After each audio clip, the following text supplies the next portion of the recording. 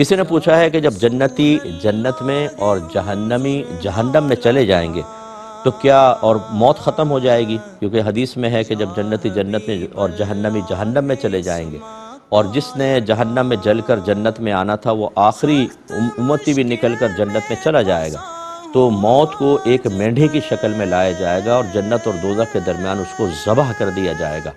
اور پھر اعلان کیا جائے گا جنتیوں خوش ہو جاؤ کہ آج کے بعد کبھی موت نہیں، تو ان کی خوشیاں بڑھ جائیں گی، اور جہنمیوں سے کہا جائے گا کہ آج کے بعد بالکل موت نہیں، تو ان کے غم اور دکھ اور صدمے بڑھ جائیں گے۔ اب انہوں نے کویسچن کیا کہ کیا ایسا ہوگا جیسے موت ختم ہو گئی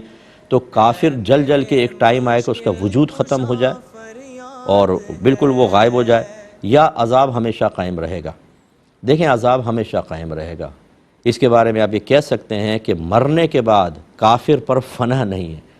اور یہ اللہ تبارک و تعالیٰ نے اس کے لیے بقا رکھی ہے، کیونکہ قرآن کی نصوص قطعیہ یہ کہتی ہیں کہ جو حالت کفر میں مر گیا وہ ہمیشہ ہمیشہ جہنم میں رہے گا، اور ہمیشگی تو اسی وقت رہے گی جب تک اس کا وجود قائم رہے گا۔ اگر وجود ختم ہو جائے تو پھر وہ عذاب میں کہاں رہے؟ لہٰذا یہی عقیدہ رکھنا ہوگا کہ اس کا وجود باقی رہے گا، کبھی فنا نہیں ہوگا۔ اگر آپ یہ کہیں کہ کچھ عرصے بعد یا